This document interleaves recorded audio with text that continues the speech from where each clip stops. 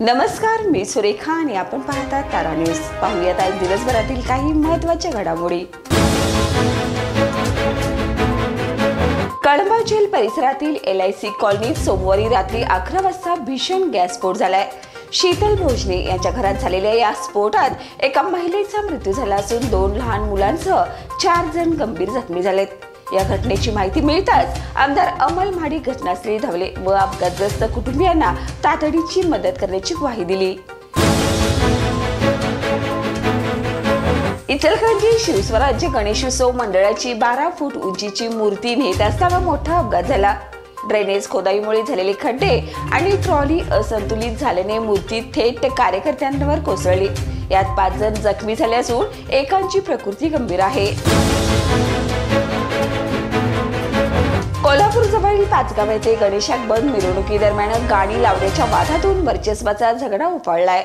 यातून एका तरुणाने कारमधून बंदूक काढत महिलांना व कार्यकर्त्यांना धमकावले. हा थरारक व्हिडिओ सोशल मीडियावर व्हायरल झाला असून परिसरात एकच खळबळ उडाली आहे. देशभरात चर्चेत असलेल्या वनतारा प्रकरणाचा सर्वोच्च न्यायालयाने SIT गठीत करून चौकशीचे आदेश दिलेत. जामनगरमधील अंबाडी कुटुंबियाशी संबंधित प्रकल्पावर गंभीर आरोप झाल्यानंतर हा निर्णय घेण्यात आलाय. 12 सप्टेंबर पर्यंत अहवाल सादर होणार असून 15 रोजी पुढील सुनावणी होणार आहे. कोल्हापुरात नवे प्रकल्प उभे राहणार असल्याचं उपमुख्यमंत्री अजित पवार यांनी सांगितलं. शेंडा पार्क येथे महानगरपालिकेची नवीन इमारत उभारण्यासाठी 5 एकर जागा देण्याचे आदेश दिले असून 100 कोटीच्या रस्त्यांसाठी 23 कोटीचा निधी मंजूर झालाय. मात्र दर्जेदार काम न झाल्यास चौकशी केली जाईल असंही त्यांनी स्पष्ट केलंय. बाप्पांच्या स्वागतासाठी आजऱ्यातील बाजारपेठेत भक्तांची मोठी गर्दी दिसत आहे. मखर, फुले, हार, दिवे, रोषणाई आणि पूजा साहित्यांची खरेदी मोठ्या प्रमाणावर सुरू आहे. दर वाढले असले तरी भक्तांच्या उत्साहावर त्याचा काही परिणाम झालेला नाही. गणेशोत्सव अवघ्या काही तासावर येऊन ठेपलाय. कोल्हापूर शहरातील मंडळांनी सजावट आणि थीम्सला अंतिम स्वरूप दिलंय.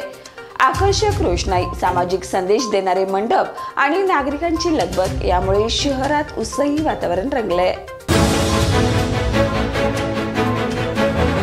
पन्हाळा तालुक्यातील आसगावची 13 वर्षीय फेन्सिंगपटू जिजाऊ पाटील हिने राष्ट्रीय स्तरावर सलग 3ऱ्यांदा सुवर्ण पदक पटकावत सुवर्ण हॅट्रिक केली आहे. तिच्या या कामगिरीमुळे राष्ट्रीय स्पर्धेसाठी तिची निवड झाली आहे.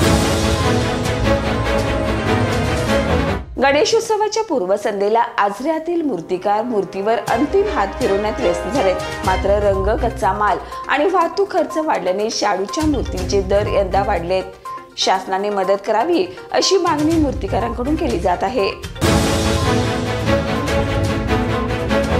जिल्ह्यात अधूनमधून सरी कोसळत आहेत. धरण क्षेत्रातील पावसाचे प्रमाण घटल्याने धरणातील विसर्गही कमी झालाय. पंचगंगा नदीची पातळी 29.10 फुटावरून 26 फुटावर खाली आली आहे. तर या होत्या आज दिवसभरातील काही महत्त्वाच्या घडामोडी. उद्या पुन्हा भेटूया नवीन बातमीपत्रासह. तोपर्यंत पाहत रहा तारा न्यूज.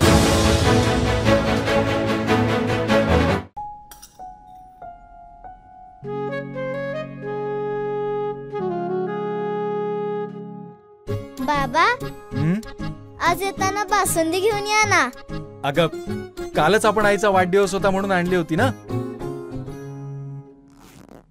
ऐकलं, गोकुळची बासुंदी पुन्हा खावीशी वाटतेय. खरं सांगू, मलाही खावीशी वाटतेय.